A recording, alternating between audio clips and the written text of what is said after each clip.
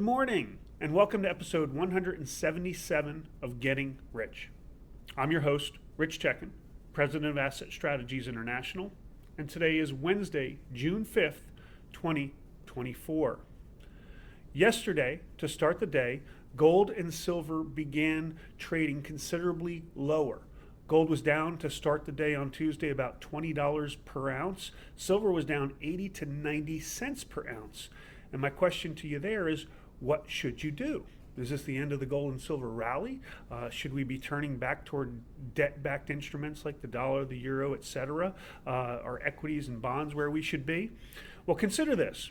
There's a story starting to circulate around the internet over the past few days that gold as a tier one asset has now surpassed the euro in terms of total international currency reserve holdings. So the euro now makes up about 11% of international currency reserves. Gold about 18%. Euro's been kind of treading water and gold is moving higher, particularly in the east. And the dollar still is the dominant force in currency reserves. It makes up about 53%, but we may see a time where gold surpasses the dollar. Why is that happening? Well, I think we're starting to understand that debt matters, okay? The countries, particularly in the West, but it is spreading a little bit to the East, that are heavily indebted, have struggling economies with lower GDP and the middle class that really feels the burden of a poorly managed currency and a poorly managed economy. Debt absolutely matters. We also are learning that fiscal responsibility matters, that it is important to balance your budget so as not to inflate your currency and destroy your currency and your economy. We're finding out that the integrity of the international payment system matters. When you take the world's reserve currency and you weaponize it, you use it as a weapon against your enemies, that drives both your enemies and your friends away from the dollar or the reserve currency. And it's important for the reserve currency to actually be a good investment, that it needs to be a solvent currency. And let's face it, the US dollar has been a bad investment for a long time. Since the introduction of the Federal Reserve in 1933, the US dollar has lost 98% of its purchasing power.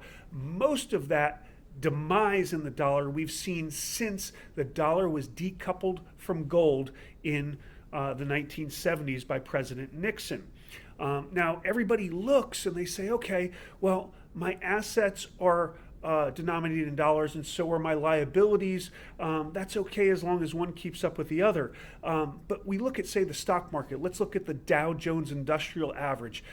Everybody knows recently the Dow hit an all-time high on a close of over 39,000. It hit an all-time high in the middle of May for intraday of about 40,000. In US dollar terms, that's what it costs to buy every stock on the Dow Jones Industrial Average, and everybody thinks, okay, we hit a new all-time record.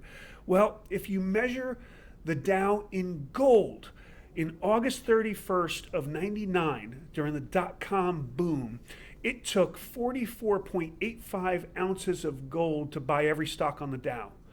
Today, it takes a little over 16 ounces of gold to buy every stock on the Dow, even at that 40,000 lofty number.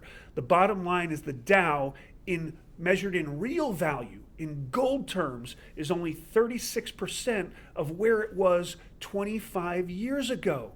That is a weak dollar measuring an asset, giving you a false sense that it's worth more than it is. We are seeing before our eyes the transfer of real wealth from debt-riddled West to the East. China, Asia in general are buying up gold. Central banks and individual retail investors. And in the West, we are selling gold. The real wealth on this earth is transferring from West to East, and that does not bode well for holders of dollars. It bodes incredibly well for holders of real assets like gold and silver. So my question to you is this: Got gold? As always, we want you to go ahead and subscribe to our YouTube channel, like us, send us your comments and questions, subscribe to our twice weekly, always something interesting alerts, subscribe to our monthly information line newsletter. I talk a little bit more about this in tomorrow's perspective with the June issue coming out. But in the end, don't ever forget that getting rich starts with keeping what's yours.